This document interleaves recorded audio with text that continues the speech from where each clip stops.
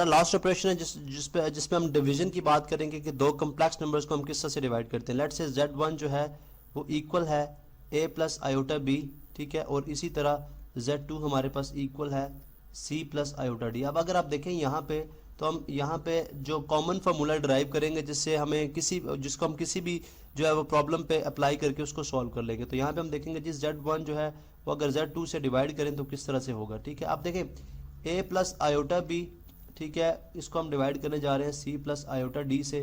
तो सबसे पहला स्टेप क्या है हमारे पास, जब भी आप डिवीजन करेंगे तो आप जो है डिनोमिनेटर का जो कॉन्जुगेट है उसको आप मल्टीप्लाई करेंगे और डिवाइड भी करेंगे। अब c प्लस आयोटा d का जो कॉन्जुगेट है वो क्या होगा, c माइनस आयोटा d, ठीक है। इसको हमने मल्टीप्लाई चूंकि कर रहे हैं तो फिर इसको हम डिवाइड भी करेंगे, c माइनस आयोटा d।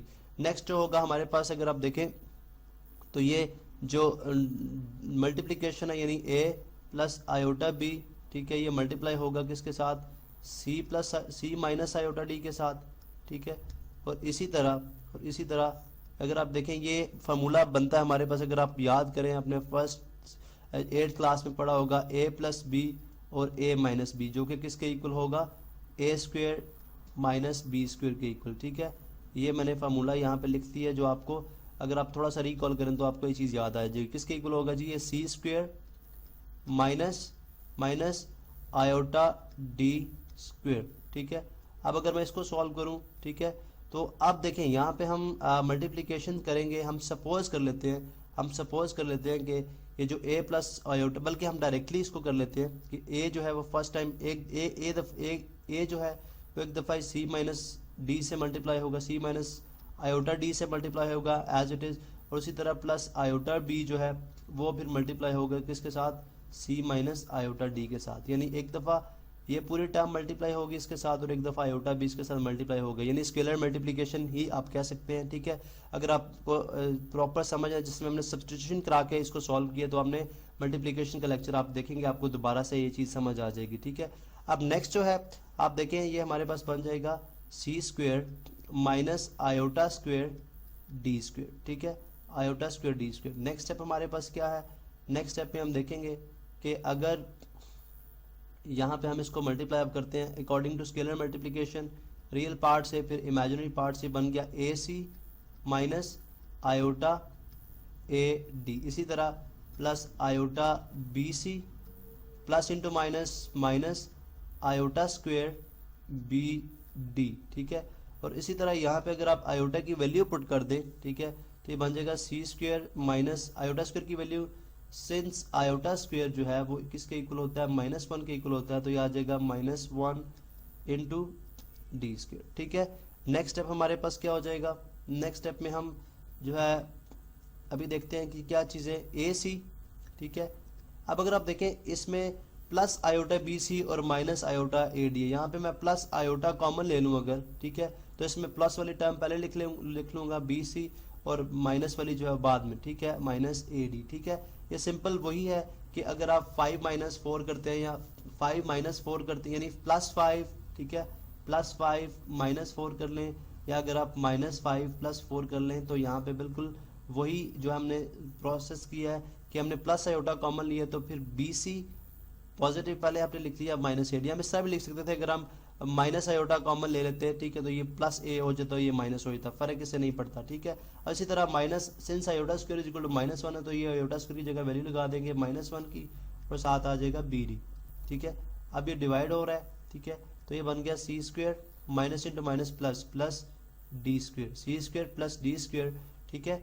अब इसी तरह नेक्स्ट स्टेप जो हमारा होगा, ठीक है, तो उसके अंदर हम क्या करेंगे, उसके अंदर हम जो है वो ए सी, अब माइनस इंटू माइनस अगर आप देखें तो प्लस है, तो ये बन गया जी A C plus B D, ठीक है, इनटू प्लस, ठीक है, plus iota B C minus A D, ठीक है, divided by C square plus D square, ठीक है। तो अब अगर आप रिकॉल करें जब हमने मल्टीप्लिकेशन को सॉल्व किया था तो उसके अंदर हमने जो चीज़ स्टडी की थी वो अगर आप देखें तो उसी, अगर आप यहाँ पे मैं दोबारा से वो जो दो नंबर हमने डिवाइड किए उनको लिख दूँ, ठीक है, यानी Z1 जो कि a प्लस आयोटा b है, ठीक है, Z2 जो कि c प्लस आयोटा d है, ठीक है।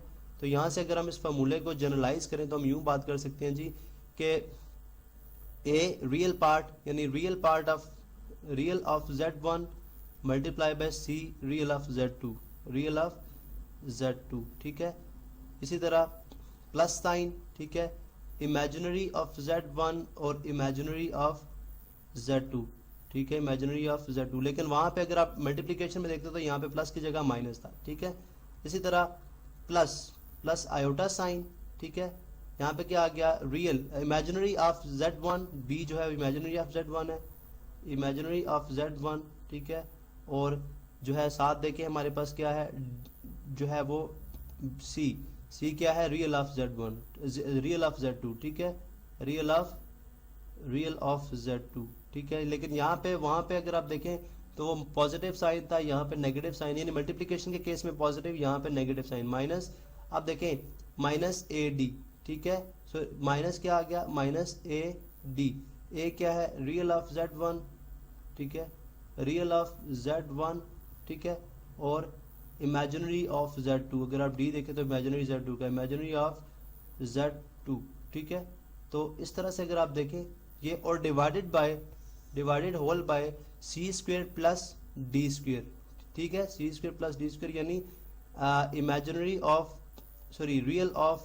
रियल ऑफ Z2 का स्क्वेयर, ठीक है, प्लस इमेजिनरी ऑफ Z2 का स्क्वेयर। तो ये बेसिकली है, जब भी आपके पास जो है डिवीजन होगी तो आप उसको इस तरह से, यानी Z1 डिवाइडेड बाय Z2 को इस फार्मूले के तहत बहुत सिंपली जो है वो सॉल्व कर सकते हैं, ठीक है। अब अगर आप लेट्स से हमारे पास एक क्वेश्चन है, ठीक है, इस पे हम इसको अप्लाई भी करते हैं, इसी फार्मूले को डायरेक्टली हम आंसर्स निकाल सकते हैं, ठीक है।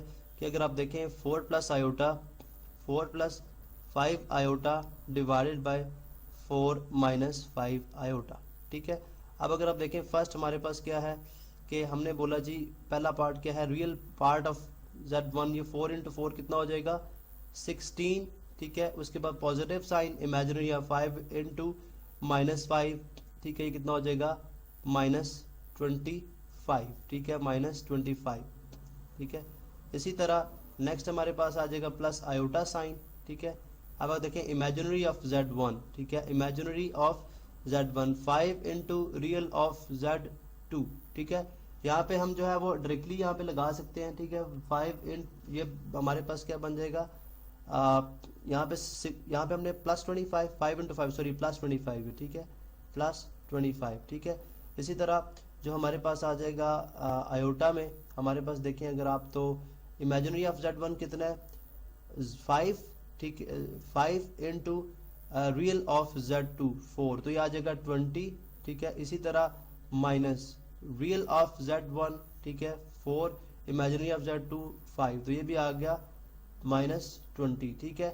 तो ये बन जाएगा जी -20, हमारे पास ये आ जाएगा जी, डिवाइडेड बाय हम होल कर देंगे, डिवाइडेड बाय हमने होल कर दिया किसके साथ, यहाँ पे सॉरी ये नेगेटिव साइन था, 4 इंटू 4, हाँ जी ये नेगेटिव साइन था हमारे पास, ठीक है।